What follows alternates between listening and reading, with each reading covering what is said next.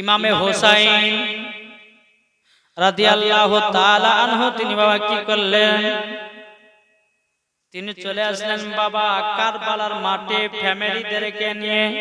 কোন কিতাবে বলছে 372 জন, আবার কোন কিতাবে বলছে 72 জনকে নিয়ে ইমামে হোসেন বাবা কারবালার মাঠে হাজির হলেন। জোরে বলেন। এদিকে ইবনে জিয়াদের লোকেরা বাবাজি ফোরাত নদীর পানিকে বন্ধ করলো। কোন নদীর পানি? ফোরাত নদীর পানিকে বন্ধ করে দিল বাবা। ইবনে জিয়াদ বলতে লাগলো, এ আমার লোকেরা, সেনাবাহিনী তোমরা শুনে রেখে দাও, শুনে রেখে দাও, এ পানি শুধু বন্ধ ইমাম হুসাইনের ফ্যামিলির জন্য। ওনারা যদি পানি পান করে নেয় ইনাদের সঙ্গে যুদ্ধতে পারা যাবে না, ইনাদেরকে যুদ্ধতে পারা যাবে না। তার জন্য ফোরাত নদীর পানিকে বাবা যে 3 দিন ধরে বন্ধ করে রেখেছে। বেরাদর ইসলাম মাদান সামানি কিরাম, এই সোনামানিকেরও আমার আব্বাজি মুসলমান ভাইয়েরও, ইমাম হোসেনের বাবা একটা শিশু বাচ্চা ছিল, 7 মাসের বাচ্চা।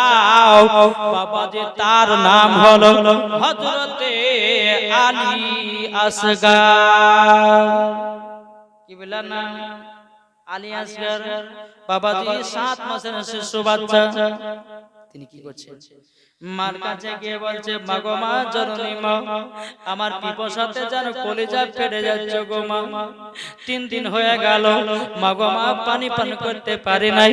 ও মা জননী, একটু আমাকে পানি এনে দেন। বিবি সোহার বানু বলছো, বেটা আলী আসগার, বেটা আলী আসগার, এখন দেখো না ফোরাত নদীর পানিকে এজিদিরা পানি বন্ধ করে দিয়েছে, আমরা তো 3 দিন ধরে পানি পান করি নাই। আলী আসগার বলছে, বলে মা, ও গো মা জননী গো, একটু যদি পানি দাও কলিজাটা ঠান্ডা হবে গো মা। আমি মনে হয় পানি না বেগরে আমি মনে হয় দুনিয়া থেকে বিদায় নেব। বিবি সোহার বানু বলছে, বলো গো মা, বেটে কথা বলো না, কেন না কোন মার সামনে একটা বাচ্চা মরে যাক কোন মা জননী চায় না। কেউ চায়? আলী আসগার বলছে, মাগো মাগো, আমার খিদা জ্বালাতে, পিপাসা জ্বালাতে আমার কলিজাটা শুকিয়ে গেল মা। ও মা জননী, আমাকে একটু দয়া করে দিন, দয়া করে দেন। ও গো মা জননী, আমি জানো পানি পান করতে পারি। এদিকে বেরাদর ইসলাম মাদান সামানি কিরাম, বিবি সোহার বলছে, বেটা আলী আসগার, আমি তোমাকে পানি এনে দিতে পারবো না বেটা। এদিকে আলী আসগার বলছে, মা গো, আমার জিবার সঙ্গে জিবাটা মিলায়া দি, একটু যদি রস পাই গো মা, আমার পিপাসাটা জান মিটে যাবে। বিবি সোহার বানু বলছে, বেটা তাই হবে, আসো আমার জিবার সঙ্গে জিবাটা লাগাও। বাবা জিবার সঙ্গে জিবাটা লাগালেন, বাবা যে একটু রস পাওয়া গেল না। ও গো মা জননী, মা মা, আমি তো একটু কোন রস পেলাম না গো মা। ও গো মা, আমার পিপাসার জ্বালায় যেন কলিজাটা আপনার শীতল হয়ে যায় গো মা। ও মা জননী, আমাকে একটু পানির ব্যবস্থা করে দিন। বিবি সোহার বানু বলছে, বেটা আলী আসগার, বেটাকে একটু কাছে এসো, আমি তোমাকে আমার স্তন থেকে দুধ পান করাবো। আলী আসগার তিনি বাবা কি করলেন, মার স্তনে যখন আপনার মুখটা লাগিয়ে দিয়েছে, বাবা দি মুসলমান ভাইয়েরা, এক ফোঁটাও দুধ বেরিয়ে আসলো না। আলী আসগার বলছে, মা গো, এক ফোঁটা তো দুধ বেরিয়ে আসলো না। ও মা জননী মা, এক ফোঁটা তো দুধ আমি পেলাম না। বাবা দি বিবি সোহার বানু বলতেছে, এই বেটা আলী আসগার, 3 দিন ধরে আমিও পানি পান করি নাই, তার জন্য বুকের দুধটা শুকিয়ে গেছে। ও গো বেটা, বেটা পানি দিতে পারলাম না। ও বেটা গো, তোমাকে দুধ পান করাতে পারলাম না। ও গো বেটা, কি করা যায় দেখতেছে গো। বেরাদর আলী আসগার বলছে, মা গো, আমি তো পানির জন্য মনে হয় শহীদ হয়ে যাব। ওগো মা জননী আমাকে একটু পানি এনে দিন। এদিকে বেরান ইসলাম সামানে কিরাম বিবি শহর বানু বাবা মনে মনে চিন্তা করছে আল্লাহ গো আমার স্বামীর কাছে কোনো জিনিস চাইনি। বাবা যে মুসলমান ভাইরা বিবি শহর বানু এক দুপা করে ইমাম হোসেনের কাছে গেলেন। ইমাম হোসেনকে বলতেছে ওগো স্বামী আমার গো আপনার কাছে একটা জিনিস চাইবো, আপনি কি আমাকে দিবেন নাকি? স্বামী গো আপনার কাছে কোনো জিনিস আমি চাই না। ওগো স্বামী আমার আমাকে একটুখানি পানির ব্যবস্থা করে দিন। এদিকে ইমামে হোসেন বলছে গো বিবি সরবানো তুমি তো দেখতে পাচ্ছ এজিদিরা আপনার কি করেছে, ফোরাত নদীর পানিকে 3 দিন ধরে বন্ধ করে রেখেছে। এই বিবি শহর বানু আমি এখন পানি আনবো তো আনবো কেমন করে? এই বিবি শহর বানু গো এজিদিরা ফোরাত নদীর পানিকে ঘেরাও করে রেখেছে, আমাদেরকে পানি পান করতে দেবে না। বিবি শহর বানু চোখের পানি জরা বলছে বলে স্বামী গো আমার বেটা আমার সামনে মরে যাবে, আমি এটা সহ্য করতে পারি না। স্বামী গো আপনার কাছে কোনদিন কোন জিনিস চাই না, আজকে আপনার কাছে এটাই আবেদন করেছি। ইমামে হোসেন বাবা যে তিনি মনে মনে চিন্তা করেন না গো আমার বিবি সোহারবান তো কিছু আমার কাছে চাই নাই, আজকে মুখ পেটে পানিটার কথা চাইছে। যেমন করে হোক আমার বেটা আলী আসগারকে আমি ফোরাত নদী থেকে পানি পান করব। রক্ত লালে লাল হইল কারবালার ময়দান, রক্ত লালে লাল হইল কারবালা ময়দান। আর সকিনা কান্দে মাদিনাতে, সুগুরা কান্দে কারবালাতে, সকিনা কান্দে মাদিনাতে, আরে সুগুরা কান্দে কারবালাতে। পানির জন্য ছটফট করে, পানির জন্য ছটফট করে আলী আসগারে। রক্ত লালে লাল হইল কারবালা ময়দান, রক্ত লালে লাল হইল কারবালা ময়দান। আরে মুহররম মাসের 10 তারিখে ইমাম হোসেন গেলেন কারবালাতে। মুহররম মাসের 10 তারিখে ইমাম হোসেন গেলেন তিনি কারবালাতে। শহীদ হয়ে জিন্দা করলো, শহীদ হয়ে জিন্দা করলো হাদিস কোরআনকে। রক্ত লালে লাল হইল কারবালার ময়দান। বাবার মায়েরা ভাইরা গো যখন বাবা আলী আসগারকে নিয়েছে বিবি গো আমার বেটা আলী আসগারকে পানি পান করাতে নিয়ে যাব। ইমাম হোসেন কি করেছে বাবা পেছনে বাবা আলী আসগারকে একটা কাপড় দিয়ে বেঁধে নিয়েছে। বেরাদ ইসলাম মাদান সামানি কিরাম পেছনে বাবা কাপড় দিয়ে বেঁধে নিয়েছে।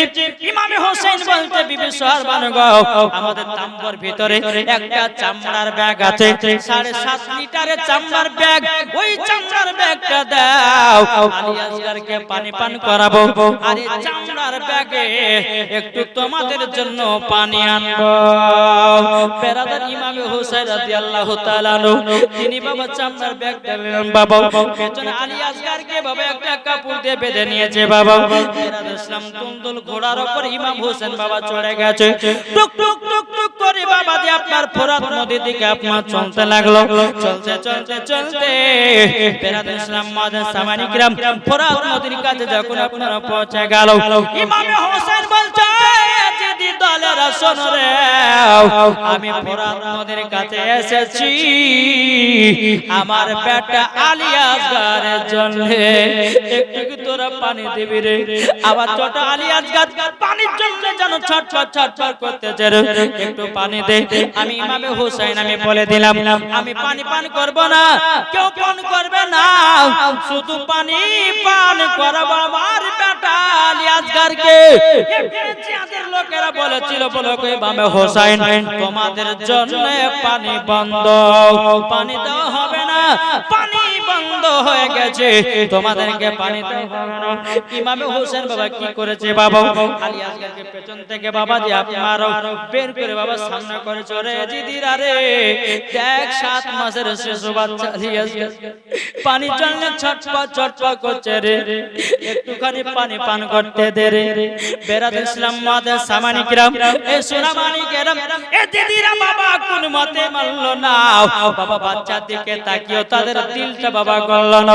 বাবাজি ইমামে হোসেন বলতো রে দিদিরা রে এ পানির মালিক কে, এ যদি মুসলমানরা বলতেছে এ পানির মালিক হলো এ যে দাও। ইমামে হোসেন বলতে এ যদি না এ পানির মালিক হলো আমার আল্লাহ। জোরে বলেন এই পানির মালিক হলো আমার আল্লাহ। আল্লাহ বাবাজি মুসলমান ভাইরা যখন বাবা এই কথা বলেছে বেরাদ ইসলাম মাদ্রাসা মানিকরাও ইমামে হোসেন বলছে বলে এর ওই জিদেরা তো রাসূল আসমানের মালিক হলো আল্লাহ, জমিনের মালিক হলো আল্লাহ, পানির মালিক হলো আল্লাহ, খাবার দাবারের মালিক হলো আল্লাহ। আজকে আমার বেটা আলী আসগরকে যেমন করে হোক ফোরাত নদী থেকে পানি পান করাবো। ইমামে হোসেন বাবাজি আলী আসগরকে নিয়ে বাবা চোখের পানি ঝরঝর করে ফেলে চাল লাগো, এইটুকু বাচ্চা কি পানির জন্য শহীদ হয়ে যাবে গল্লা। ইমামে হোসেন বাবা তিনি কি করেছে বাবা, দুলদুল ঘোড়ার উপরে আপনার চড়ে গেল বাবা, দুলদুল ঘোড়ার উপরে আপনার যখন চড়ে যাব দুলদুল ঘোড়াটা বাবা ফোরাত নদীর পানি, ফোরাত নদীর গর্তর পাশে বাবাজি বাবা দুলদুল ঘোড়াটাকে গোল করে বাবা দৌড়াতে লাগলো, দৌড়াতে দৌড়াতে দৌড়াতে ঘোড়াটা রান যখন হয়ে গেল এই দুলদুল ঘোড়া এমন ভাবে লাফ মেরেছে পড়বি তো পড় বাবাজি ফোরাত নদীর পানিতে গিয়ে পড়েছে। জোরে বলেন ফোরাত নদীর পানিতে গিয়ে পড়েছে। এখন দুলদুল ঘোড়া বাবা পিপাসায় আছে বাবা, দুলদুল ঘোড়া পানি থেকে আপনার পানি খেতে যাবে, অমনি বাবা আলী আসগরের কথা মনে পড়ে গেল, আলী আকবরের কথা মনে পড়ে গেল, জয়নাল আবেদিনের কথা মনে পড়ে গেল, ইব্রাহিম মুহাম্মাদের কথা মনে পড়ে গেল, বাবাজি সোনামানিকেরাও বাবা আউলে মুহাম্মাদের কথা মনে পড়ে গেল। দুলদুল ঘোড়া বলছেন না আমি পিপাসায় মরে যাব তাও স্বীকার, কিন্তু আমি দুলদুল ঘোড়া ফোরাত নদীর পানি পান করব না। ফোরাত নদী পানি পান করব না।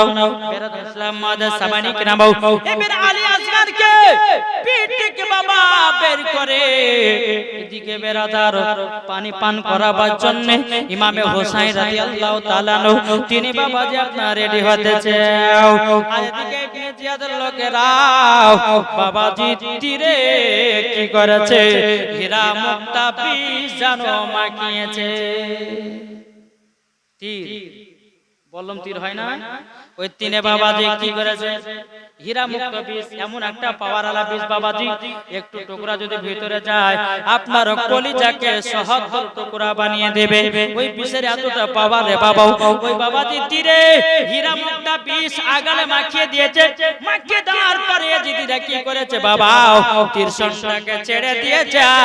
এদিকে ইমামে হোসেন পানি তুলবে, আলী আসগরকে পানি পান করাবে, বাবাজি তীরটা লাগবে তো লাগ, আলী আসগরের ডান দিকে এসে লেগে গেল। বাবাজি আলী আসগর গপক করে বাবাজি উঠেছি, ইমাম হোসেন বলছে আল্লাহ গো এই জিদেরাও আমার বেটা শিশু আলী আসগরকে চাললো না, পানি পান করতে দিল না। আবার ইমামে হোসেন পানি তোলা বাবা মুখে দ্বিতীয়বার দিতে যাবে কি, আর একটা তীর বাবা বাম দিকে লেগে গেল, বাবাজি আলী আসগর সুর রক্ত লাল হয়ে গেল, রক্ত বাবা টস টস করে ফোরাত নদীর পানির সঙ্গে মামা মিলিত হতেছে, ফোরাত নদীর পানিটাও বাবা রক্ত লালে লাল হয়ে গেল। ইমামে হোসেন তিনি বলছে আল্লাহ গো আমার বেটা আলী আসগরকে পানি পান করার জন্য আল্লাহ গো আবার বেটা জানো শহীদ হয়ে গেল, শহীদ হয়ে গেল। আল্লাহ, এখন আমার বিবি সোহার বারবাদে কি জবাব দেব? এদিকে বেরাদার ইমাম হুসাইনের বাবা ওই যে চামড়ার ব্যাগটা, বাবা চামড়ার ব্যাগে বাবা দি 7.5 লিটার পানি ঢুকে নিয়েছে ফ্যামিলির জন্য। এখন ইবনে জিয়াদের মনে মনে ভাবছে, বলে দেখো ইমাম হুসাইনের ওই চামড়ার ব্যাগে পানি ঢোকানো আছে, ওই পানিটাকে তীর মেরে ফেলায়া দাও। বাবা দি তীর মেরে মেরে সব পানি জানো বাবা জি আপনার ফেলে দেওয়া হলো। বাবা ব্যাগে একটুকু পানি থাকলো না। ইমাম হুসাইন চোখের পানি ঝরায়া আলী আসগরের বাবা মৃতদেহটা আপনার নিয়ে জানা বুকের ভিতর লাগায় নিয়েছে। এরকম ভাবে আপনার চাদর দিয়ে আলী আসগরকে এরকম ভাবে আপনার বেঁধে নিয়েছে। বাবা বেঁধে নেওয়ার পরে দুলদুল ঘোরার পরে ইমাম হুসাইন চড়ে গেলেন। চড়ে যাওয়ার পরে বাবা যে টুক টুক টুক টুক করে বাবা তাম্বুর কাছে পৌঁছে গেল, তাম্বু ঘরের কাছে পৌঁছে গেল। এদিকে বিবি সোহার বানু বলছে, স্বামী গো, ও গো স্বামী আমার, স্বামী আমার, আপনার কাছে একটা আবেদন করব গো স্বামী। বলে কি আবেদন? আমার বেটা আলী আসগরকে এমন ভাবে পানি পান করিয়েছেন, আমার আলী আসগর জানো আরামের ঘুম পাড়তেছে। ইমাম হোসেন চোখের পানি ঝরা বলছে, বিবি গো, ও গো বিবি, ও বিবি, এমন এমন কীর্তি কেমন হয়েছে, আমার আলী আসগরকে পানি পান করতে নিয়ে গেলাম ফোরাত নদীতে। ইবনে জিয়াদেরাও তারা জানো তীর মেরে আমার বেটাকে জানো শহীদ করে দিয়েছে। বিবি সরমান বলতে, স্বামী গো, আমি তো মনে ভাবলাম আমার আলী আসগর পানি পান করে জানো আরামের ঘুম জানো পড়তেছে। সৃষ্টি সেরা সবার আলা নবী যে আমার, জোরে বলে, সৃষ্টি সেরা সবার আলা নবী যে আমার। নবী নবী নবী নবী দাও না বারংবার, সৃষ্টি সেরা সবার আলা নবী যে আমার। আরে মানুষ এলো গেল যত শত, আরে কে হবে গো নবীর মতন, ঠিক কিনা বলেন? ঠিক না? মানুষ এলো গেল যত শত, আরে কে হবে গো নবীর মতন, সৃষ্টি সেরা সবার আলা নবী যে আমার, সৃষ্টি সেরা সবার আলা নবী যে আমার। আরে মুহররম মাসের 10 তারিখে ইমাম হোসাইন গেলেন তিনি কারবালাতে। মুহররম মাসের 10 তারিখে ইমাম হোসাইন গেলেন তিনি কারবালাতে। শহীদ হয়ে জিন্দা করলো, শহীদ হয়ে জিন্দা করলো হাদিস কোরআনকে। জোর হবে না বাবাজি? এই তো ইমাম হুসাইন তিনার বেটা আলী আসগর যখন বলেছে, বিবির শহর বানু বলতেছে, বলে স্বামী গো দেখি বেটাটা দেখি। কলিজা থেকে আপনার বেঁধে ছিল বাবা আলী আসগরকে যখন আপনার বের করেছে, বাবা শরীরটা রক্ত লালে লাল হয়ে গেছে। বিবি সোহার বানু বলছেন, স্বামী গো, আমি এটা কখনো ভাবতে পারি না গো স্বামী, ও স্বামী আমার, এটা আমি ভাবতে পারি না, আমি এটা ভাবতে পারি না আমার বেটা আলী আসগর এজিদেরা শহীদ করে দেবে। বিবি সোহার বানু বলছে, স্বামী গো, আমার বেটা আলী আসগর কি শহীদের দরওয়াজা পাবে গো? ইমাম হোসেন বলতেছে, বলো গো আমার বিবি সোহার বানু, তবে শুনো গো, শুনো, আলী আসগর তিনি শহীদের দরওয়াজা পেয়ে যাবে। বিবি সোহার বানু বলতেছে, বলো গো স্বামী আমার, ও স্বামী আমার, আমার বেটা আলী আসগরকে দাফন কাফনের ব্যবস্থা করে দিন। দাফন কাফন করা হলো। একটার পর একটা যাচ্ছে, এবার যুদ্ধ বাবা শুরু। এদিকে জয়নাবের 2 বেটা জয়নাবটা কে জানা আছে? জয়নাব হলো ইমাম হোসাইনের বহিন। জোরে বলো। ইমাম হোসাইনের বহিন জয়নাব তিনি বলছে বলে ভাই ওগো ভাই ইমামে হোসাইন কারবালাতে একের পর এক যাতেছে আর জানো শহীদ হতেছে। ওগো ভাই ইমামে হোসাইন আমি তো মহিলা আমি তো কারবালা যেতে পারবো না। ওগো ভাই তবে শোনো গো আমি তো কারবালা যেতে পারবো না। আমার দুটা বাচ্চা আছে, দুটা বেটা আছে। একটার বয়স হলো বাবা 8 বছর আর একটার বয়স বাবা জি 10 বছর। ইমামে হোসাইন বলছে ওগো বল জয়নাব কি হয়েছে? এদিকে আপনার জয়নাব বলছে ভাই আমার দোনো বেটাকে আমি কারবালায় যুদ্ধ করতে পাঠাবো। কাল কিয়ামতের ময়দানে আমার নানাজির সামনে জানো বলতে পারি বলে নানা গো আমি তো মহিলা কারবালা যুদ্ধ করতে পারি না, তবে আমার দোনো বেটাকে যুদ্ধ করিয়েছি। ও ভাই ইমামে হোসাইন শুধু একবার হুকুম দেন। ইমামে হোসাইন বলছে বলে বোন জয়নাব এটুকু বাচ্চা বাচ্চা ছেলেকে কারবালায় পাঠাবো না, কারবালায় পাঠাবো না, কারবালায় পাঠাবো না। বলে কেন? বলে এটুকু বাচ্চা ছেলে কারবালাতে গিয়ে যুদ্ধ করতে পারবে না।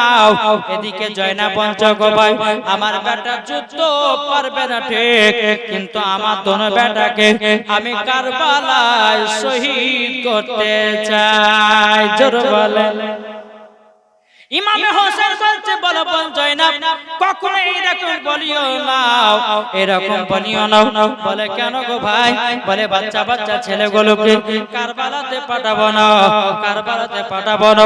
জয়নাব বলছে ও ভাই তোমার আমার নানাজির চাদরের পাগড়ির কসম দিয়ে দিলাম আপনি কারবালায় এখন যাবেন, আমার দোনো বেটা কারবালায় যাবে তারপরে আপনি যাবেন। ইমামে হোসেন বলছে গো বোন জয়নাব কারবালা দেখছে না এজিদিরা ডাকতেছে যুদ্ধ করার জন্য। জয়নাব বলছে বলে ভাই গো আমার দোনো বেটাকে কারবালাতে পাঠাবো। ও গো ভাই একবার হুকুম দেন। ইমামে হোসেন বাবা কোন মতে আপনার রাজি হন না। এদিকে বেরাদার জয়নাব কি করেছে দোনো বেটাকে ডেকে বলছে ও ইব্রাহিম মুহাম্মদ শোনো শোনো শোনো তোমার মামাজির পা দুখান ধরে বলবা মামা গো আমরা দুই ভাই কারবালায় যুদ্ধ করতে যাব, এটা তোমরা বলবা। বেরাদ ইসলাম ইব্রাহিম মুহাম্মদ তিনার মার কথা শুনে বাবাজি ইমাম হোসেনের কাছে আপনার চলে এসেছে। ইমাম হোসেনের কাছে দোনো বাচ্চা এসেছে বলে মামা আমরা দু ভাই যুদ্ধ করতে যাব। বলে হবে না। অমনি বাবাজি দোনো সন্তান ইমাম হোসাইনের পা মোবারকটা ধরে বলছে মামা গো একবার শুধু হুকুম দেন আমরা কারবালা যুদ্ধে যাব। বেরাদার ইমামে হোসেন বলছে এ আমার ভাগনারা তোমরা শোনো গো তোমরা কারবালায় যুদ্ধ করতে যাব। বলে হ্যাঁ। বলে যাও তোমার মার কাছে সেজে খুঁজে আসো। ইব্রাহিম আর মুহাম্মদ বাবাদের জয়নাবের কাছে এসে বলছে মা আমাদের মামা আমাদেরকে কারবালাতে পাঠাবার জন্য রেডি হয়ে গেছে। ওগো মা তুমি আমাদেরকে সাজায়া দাও। নতুন একটা পোশাক পরিয়ে দিল, মাথাতে বাবা পাগড়ি বেঁধে দেওয়া হলো। বাবাজি মুসলমান দোনো বেটা বাবা যাবে। এদিকে ইমাম হোসেন বলছে মামা গো দোয়া করেন যেন কারবালায় যুদ্ধ করতে পারি। ও মা দোয়া করো গো মা আমরা যেন কারবালায় যুদ্ধ করতে পারি। এবার দোনো বেটা মায়ের কাছ থেকে বিদায় নিয়ে মামার কাছ থেকে বিদায় নিয়ে এবং কারবালার দিকে বাবাজি রওনা হতেছে। কারবালার দিকে রওনা হতেছে। বেরাদুল ইসলাম মুআজ্জিন সামানিকেরা এ সোনা মানিকেরা কারবালার দিকে যখন বাবা রওনা দিতে লেগেছে এখন ইব্রাহিম আর মুহাম্মদ বলছে বলে ভাই গো আমরা যে কারবালা যাচ্ছি আমাদের হাতে তো কোনো অস্ত্র নাই, আমাদেরকে একটা করে অস্ত্র নিতে হবে। চলো যাই মার কাছে যাই একটা করে অস্ত্র নিব। ও মা আমাদেরকে খালি হাতে কারবালায় পাঠাচ্ছেন গো মাও, আমাদেরকে একটা করে তলোয়ার দেন। বাবাজি জয়নব কি করলো, দোনো বেটাকে দুটো তলোয়ার দিল। আর জয়নব কি করলো, দোনো বেটার কপালে বাবা দুটো করে চুমা দিয়ে দিল। ও বেটারা যাও, শেষ বিদায়, শেষ বিদায়। দোনো বেটা আপনার বাবা আপনার চলতে লাগলো, চলতে চলতে চলতে বাবা কারবালার মাঠে বাবা পৌঁছে গেল। আর ইব্রাহিম আর মুহাম্মদ বলছে, এই ইয়াজিদিরা চলে এসো যুদ্ধ করার জন্য, আমরা দুই ভাই যুদ্ধ করব। এই যে হাসতেছে বলে দেখ, বাচ্চা দুটো কাণ্ড দেখ, যুদ্ধ করার লাগে আমাদের কাছে চলে এসেছে। এই হোসেন, তুমি কি কাজ পাও না? বাচ্চা বাচ্চা ছেলেদেরকে যুদ্ধ করতে পাঠাচ্ছো।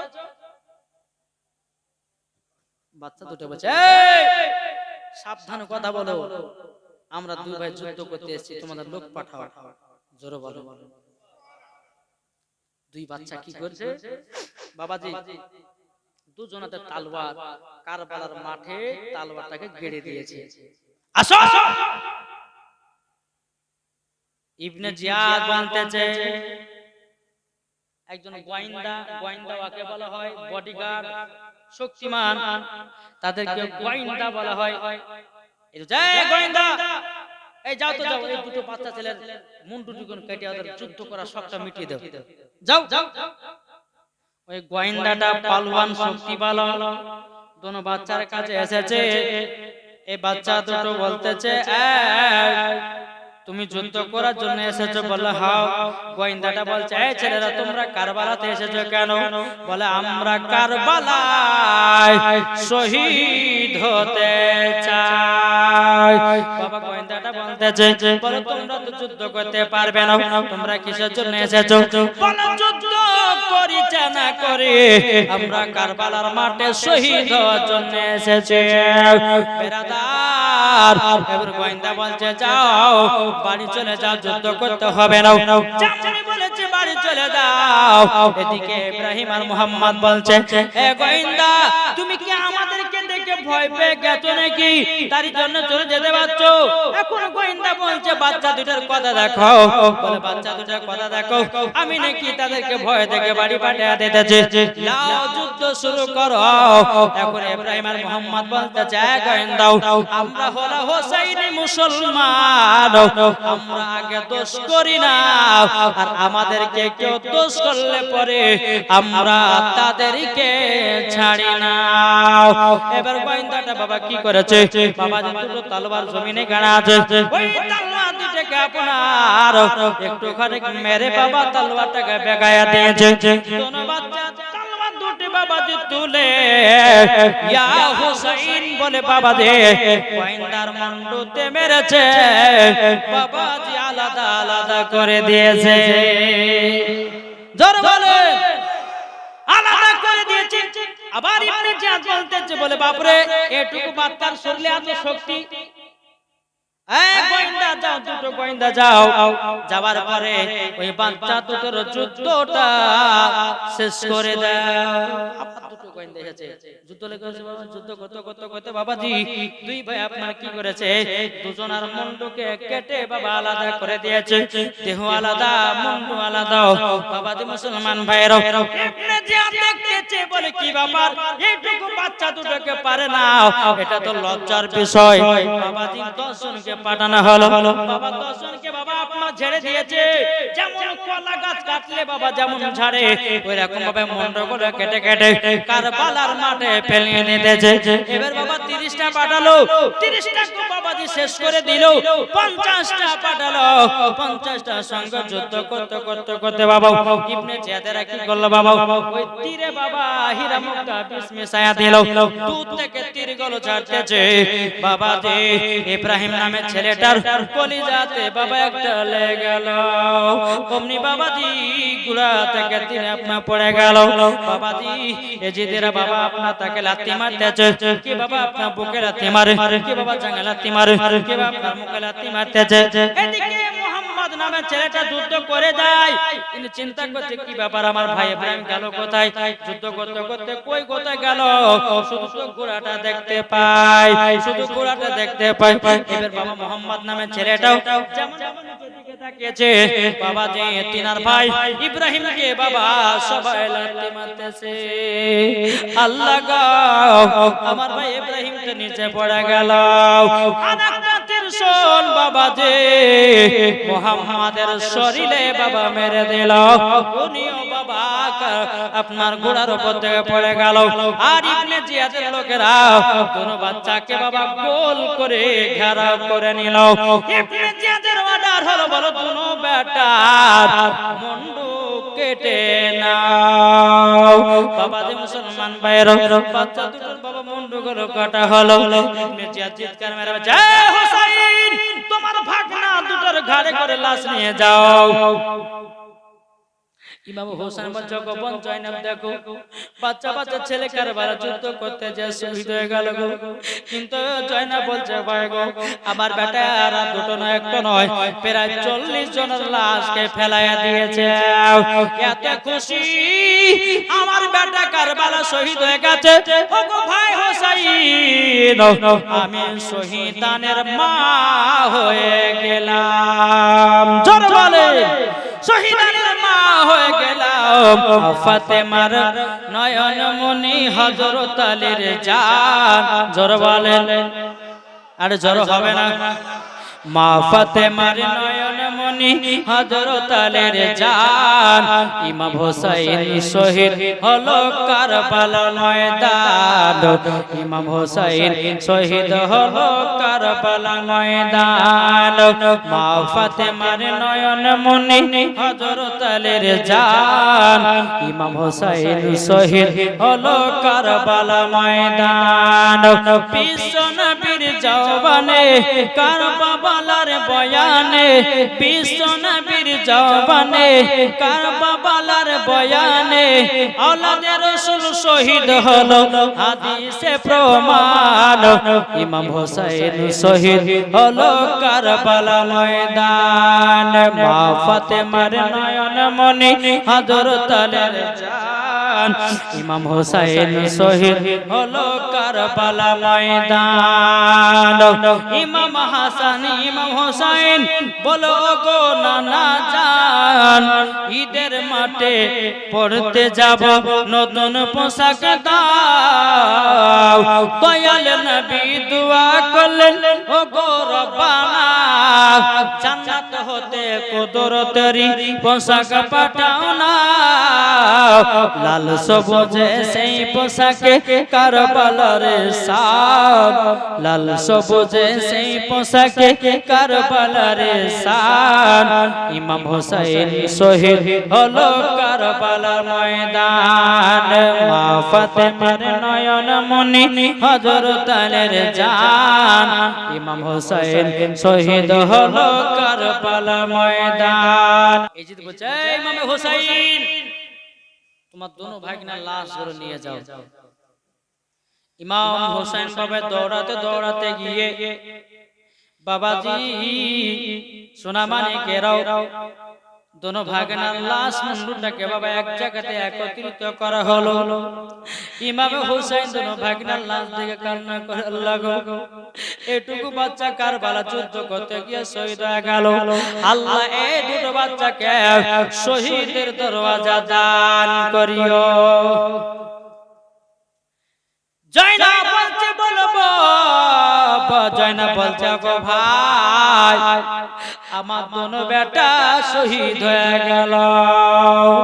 ও বোন গো, তোমাকে আগে আমি বলেছিলাম কারবালাতে পাঠাও না, কিন্তু তুমি দোনো বেটাকে কারবালাতে পাঠালো, এটা তোমার নিজের ইচ্ছা।